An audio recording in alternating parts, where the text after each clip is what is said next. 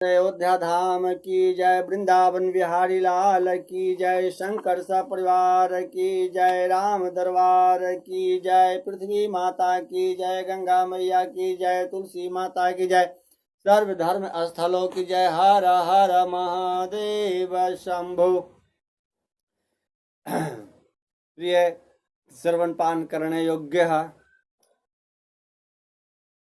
सुंदर सौहार्द जीवात्माओं, सूत्र का आप लोगों को मैं श्रवण पांड महा शिव पुराणांक विधेश्वर संहिता बंधन और मोक्ष का विवेचन का श्रवण पान द्वारा आप मनन चिंतन योग्य बने करें और यथा निवृत्त होकर अपने मन में यथोचित सुंदर विचार संकल्पिता कर तथा श्रवण पान करें।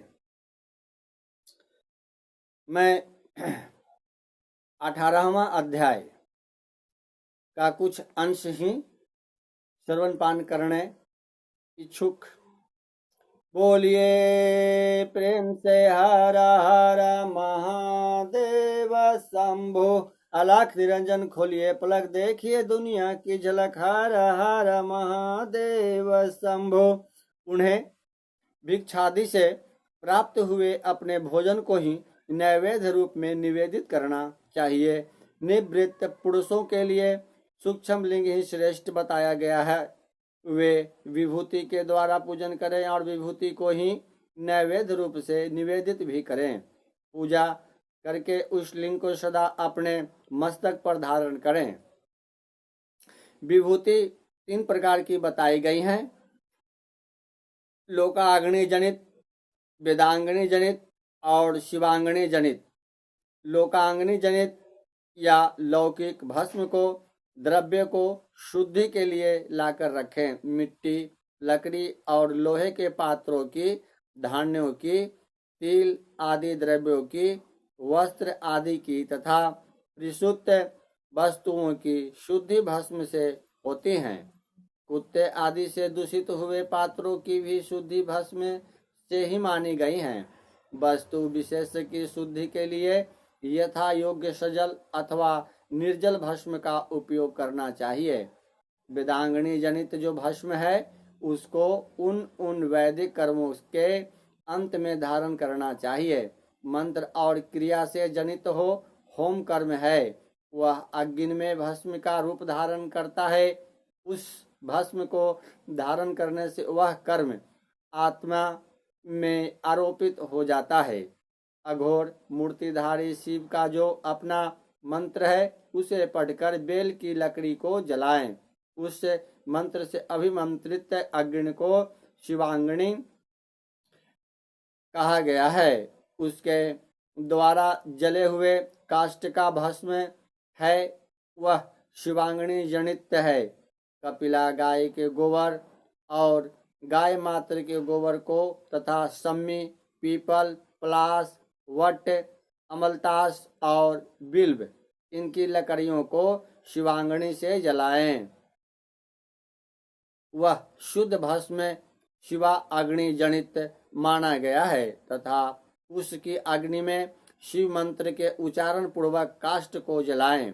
फिर उस भस्म को कपड़े से अच्छी तरह छानकर नए घड़े में भरकर रख दें। उसे समय समय पर अपनी कांति और शोभा की वृद्धि के लिए धारण करें। ऐसा करने वाला पुरुष सम्मानित एवं पूजित होता है। पूर्व काल में भगवान शिव ने भस्म शब्द का एक ही अर्थ प्रकट किया था। जैसे राजा अपने राज्य में सारभूत कार को ग्रहण करता है, जैसे मनुष्य सम, सस्य, अस्य आदि को जलाकर पकाकर उसका सार ग्रहण करते हैं, और जैसे जठरा, नल, नाना प्रकार के भक्ष्य, भोज्य आदि पदार्थों को भारी मात्रा में ग्रहण करके उसे जलाकर सारतर वस्तु ग्रहण करता है और उस सार तर वस्तु से अश्वदेह का पोषण करता है। उसी प्रकार प्रपंच करता परमेश्वर शिव ने भी अपने में अधेय रूप से विद्यमान प्रपंच को जलाकर भस्म रूप से उसके सार तत्व को ग्रहण किया है। प्रपंच को दूध करके शिव के उसके भस्म को अपने शरीर में लगाया जाता है।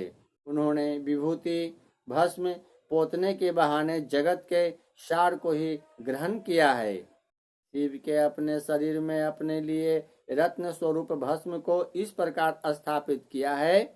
आकाश में सार तत्व से केश, वायु से सारा तत्व से मुख, अग्नि के सार तत्व से हृदय, जल के सार तत्व से कटिभाग और पृथ्वी के सार तत्व से घुटने को धारण किया है। इसी तरह उनके सारे अंग विभिन्न वस्तुओं के सार रूप हैं। महेश्वर ने अपने ललाट के मध्य में तिलक रूप से जो त्रिपुंड धारण किया है वह ब्रह्मा, विष्णु और रुद्र का सार तत्व है। वे इन सब वस्तुओं को जगत के अभयद्वय का हेतु मानते हैं। इस भगवान शिव ने ही प्रपंच के सार सर्वस्व को अपने वश में किया है। अतः इन्हें अपने वश में करने वाला दूसरा कोई नहीं है, इसीलिए वे शिव कहे जाते हैं। जैसे समस्त मृगों का शिहक मृग पशु सिंह कहलाता है और उसकी सिहा करने वाला दूसरा कोई मृग नहीं है, अतएव उसे शिव कहा गया है। शकार का अर्थ है नित्य मुख एवं आनंद। इकार को पुरुष और वकार को अमृत स्वरूपा शक्ति कहा गया है। इन सब का सम्मिलित रूप ही शिव कहलाता है। अतः इस रूप में भगवान शिव को अपनी आत्मा मानकर उनकी पूजा करनी चाहिए। साधक पहले अपने अंगों में भस्म लगाए, फिर ललाट में उत्तम त्रिपुंड धारण करें। पूजा काल में सजल भस्म का उपयोग होता है और द्रव्य शुद्धि के लिए निर्जल भस्म का। दिन को अथवा रात्रि नारी हो या पुरुष पूजा करने के लिए उसे भस्म जल सहित ही त्रिपुंड रूप में ललाट पर धारण करना चाहिए। जल मिश्रित भस्म को त्रिपुंड रूप में धारण कर जो व्यक्ति शिव की पूजा करता है उसे शांग शिव की पूजा का फल तुरंत प्राप्त होता है। यह सुनिश्चित है। जो प्राणी शिव मंत्र के द्वारा भस्म को धारण करता है वह सभी ब्रह्मचर्य, गृहस्थ, वानप्रस्थ और संन्यास आश्रमों में श्रेष्ठ होता है। जैसे शिवा आश्रमी कहा जाता है, क्योंकि वह एकमात्र शिव को ही परम श्रेष्ठ मानता है। शिव व्रत में एकमात्र शिव में ही निष्ठा रखने वाले को न तो अशौच का दोष लगता है और न तो सुतक का। ललाट में, अग्रभाग में, अपने हाथों में या गुरु के हाथ में श्वेत भस्म या मिट्टी के तिलक लगाना चाहिए। यह शिव भक्त का लक्षण है। जो गुणों का रोध करता है वह गुरु है। यह गुरु शब्द का विग्रह कहा गया है। गुणातीत परम शिवा राजस्य आदि सभी कार गुणों का अवरोध करते हैं, दूर हटाते हैं। इसीलिए वे सबके गुरु रूप आश्रय लेकर स्थित हैं। गुरु विश्वासी शिष्यों के तीनों गुणों को पहले दूर करके उन्हें शिव तत्व का बोध कराते हैं, इसीलिए गुरु कहलाते हैं। अतः बुद्धिमान शिष्य को उन गुरु के शरीर को गुरुलिंग समझना चाहिए। गुरु जी की सेवा शुश्रूषा ही गुरुलिंग की पूजा होती है। शरीर, मन और वाणी से ही गई गुरु सेवा से शास्त्र ज्ञान प्राप्त होता है। अपनी शक्ति से शक्य अथवा अशक्य जिस बालक का भी आदेश गुरु ने दिया हो उसका पालन प्राण और धन लगाकर पवित्रता आत्मा शिष्य करता है। इसीलिए इस प्रकार अनुशासित रहने वाले को शिष्य कहा जाता है। सुशील शिष्य को शरीर धारण के सभी साधन गुरु को अर्पित करके तथा अन्न का पहला पाक उन्हें समर्पित करने उनकी आज्ञा लेकर भोजन करना चाहिए। शिष्य को निरंतर गुरु के सानिध्य के कारण पुत्र कहा जाता है।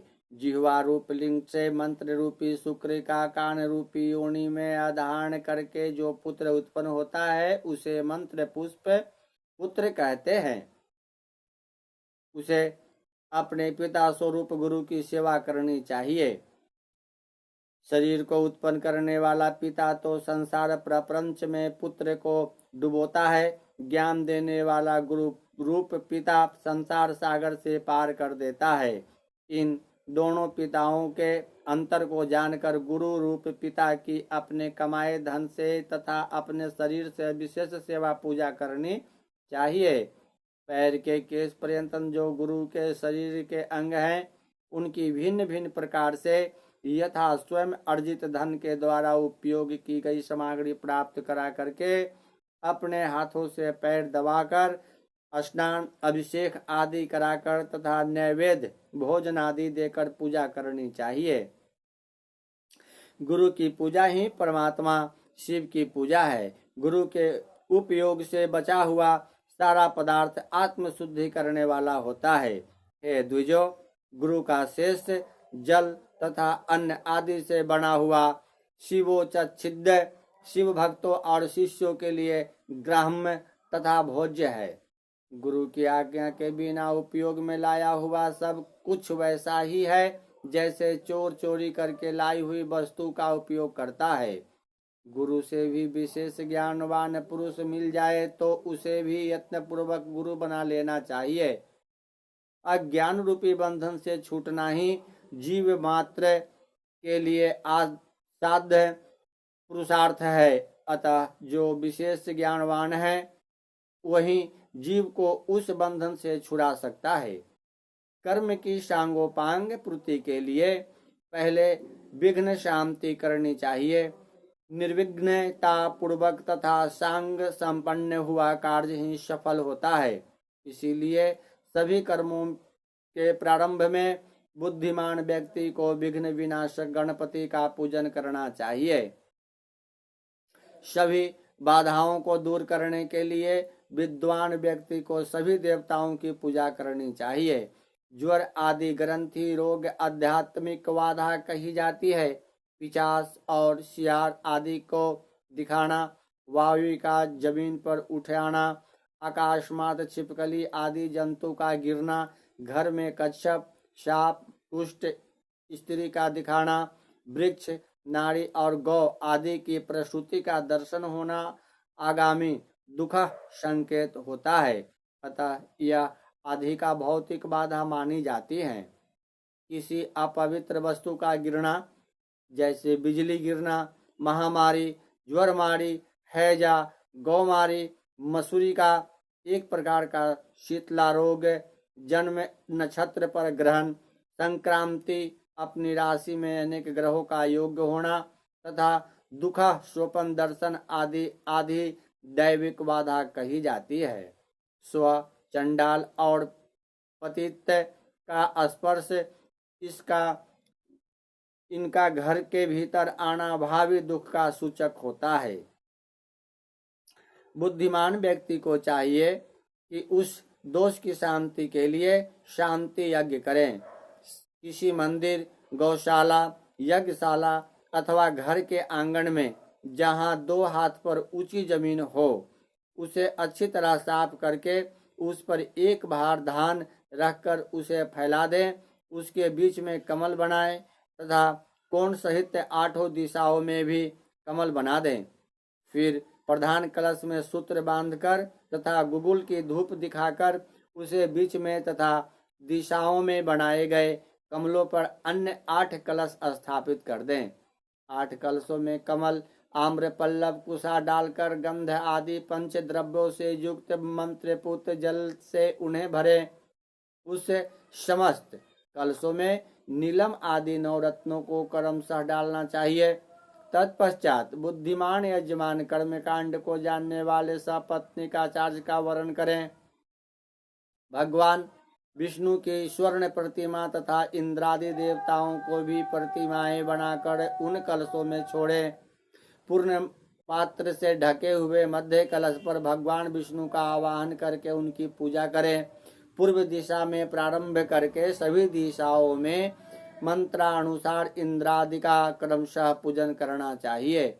उनके नामों में चतुर्थी विभक्ति सहित नमः का प्रयोग करते हुए उनका पूजन करना चाहिए। आवाहनादि सारे कार्य आचार्य द्वारा संपन्न कराए तथा आचार्य को रीति त्वजीजो सहित उन देवताओं के मंत्रों को 100 बार जपे कलशों की पश्चिमी दिशा के जप के बाद होम करना चाहिए। हे विद्वज्जनों, वह जप होम करोड़ों लाख हजार अथवा 108 की संख्या में हो सकता है। इस विधि से 1 दिन, 9 दिन और 40 दिनों में देश काल की व्यवस्था के अनुसार शांति यज्ञ यथोचित रूप से संपन्न करें। शांति के लिए शमी तथा वृत्ति, रोजगार के लिए पालस की समिधा से, अन्न, घृत तथा सुगंधित द्रव्यों से उन देवताओं के नाम अथवा मंत्रों से हवन करना चाहिए। प्रारंभ में जिस द्रव्य का उपयोग किया हो, अंत में उसी का प्रयोग करते रहना चाहिए। अंतिम दिन पुण्य वाचन कराकर कलशों के जल से प्रोक्षण करना चाहिए। तत्पश्चात आहुति की संख्या के बराबर ब्राह्मणों को भोजन कराएं। हे विद्वानों, आचार्य और ऋषि जबो तत्व को हविष्य का भोजन कराना चाहिए। सूर्य आदि 9 ग्रहों का होम के अंत में पूजन करना चाहिए। ऋषि जीवों को क्रमानुसार 9 रत्नों को दक्षिणा देनी चाहिए। तत्पश्चात 10 दान करे और उनके बाद भूयसी दान करना चाहिए।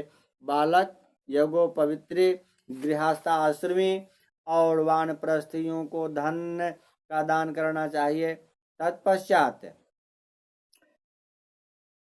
हर हर महादेव शंभो